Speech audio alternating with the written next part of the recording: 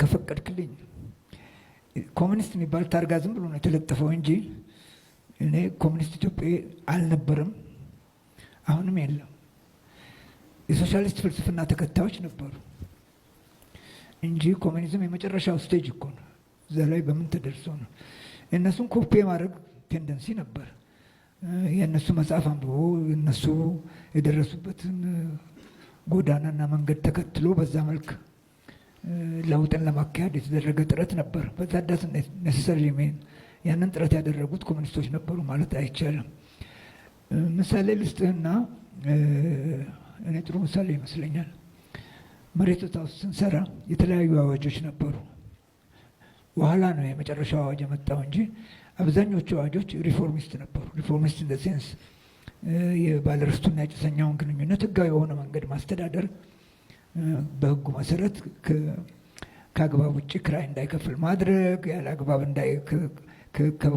ከይዞታው ወይም ከእርሻው እንዳያባረረው ማድረግ፣ ያደረገው ቋሚ ለውጦች ካሉ ቢያባረረው እንኳን ለነኛ ኮምፐንሴሽን መስጠት እንዳለበት እንዲህ አይነት እንትኖች ነበሩና የመጨረሻውንም አዋጅ ያረቀቅነው ሰዎች በአመዛኙ ይሄንንም አዋጅ ያዘጋጀነው የባለርስትና የተሰኛ አዋጅ ያዘጋጀነው ሰዎች ነበር።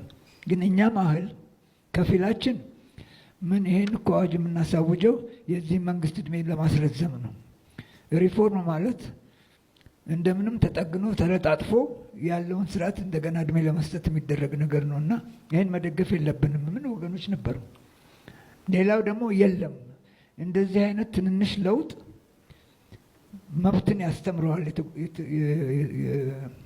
የተጨቆነውን ህዝብ ትንሽ የመብት ብልጭታ ሲያይ የበለጠ መብት እየጠየቀ ለመሰረታዊ ለውጥ ይዘጋጃል፣ ካስፈለገም ይታገላል፣ አብዮትም ሊያመጣ ይችላል የሚል ነበር። ለየት ያለ ሀሳብ የነበረው ሰው ነበሩ ይላልከው እንዳልኩህን ለየት ያለ ሀሳብ ነበረ።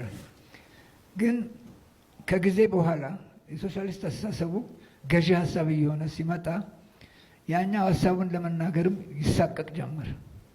እንዳልከውም ወይም ማነው ቅድም ያለው ጆሊ ጃኪ መባል፣ መሀል ሰፋሪ መባል፣ ንዑስ ከበርቴ መባል፣ አቀባባይ ከበርቴ መባል በየአይነቱ ነው ስሙ። እነኚህ ስሞች በእኔ ግምት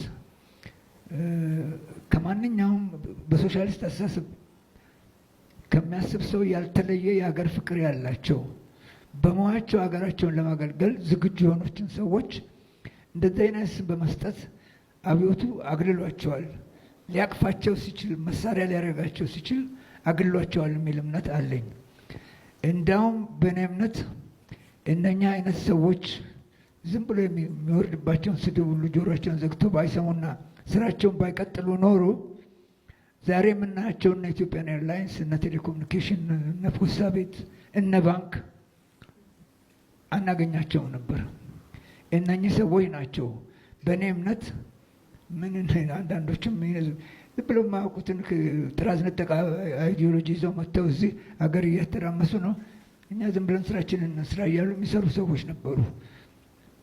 እነኚህ ሰዎች ሪሊ አልተዘመረላቸውም፣ ሊዘመረላቸው ይገባል። ምሳሌዎች ለመጥቀስ ይቻላል። ተፈራ ደገፌን እንውሰድ ለምሳሌ። ሀምብል ሰው ናቸው። ከሀምብል ቤተሰብ ነው የመጡት። በሙያቸው ማንም የማይተናነሳቸው ያንን ባንክ ለመረከብ ያበቁን ሰው ናቸው ብዬ ገምታለሁ። አንድ ጊዜ እንዳውም እሳቸውን ኢንተርቪው ለማድረግ ሄደን የገበሬ ማህበራት ተቋቁመዋል፣ እነሱ ደግሞ ማዳበሪያም ለመግዛት ልዩ ልዩ ምርጥ ዘርም ለመግዛት ብድር ያስፈልጋቸዋል፣ ምን መስሎታል አልናቸው።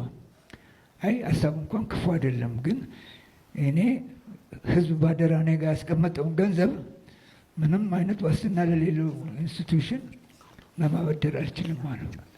እኛ ጊዜ ይህን ሰውዬ እንጃ በዚህ አይነት ብዙም ሊቀጥሉ አይችሉም የሚል ግምት አሳድረን 2 ወርም አልሞላቸው ከአብዮቱ ጋር ሊራመዱም አይችሉ ምናምን ተብለው ታስረው ሬኮሜንድ አደርጋለሁ የእሳቸው መጽሐፍ ስሊፐሪስቶን የሚል እዛ ላይ በደንብ ይገልጸዋል።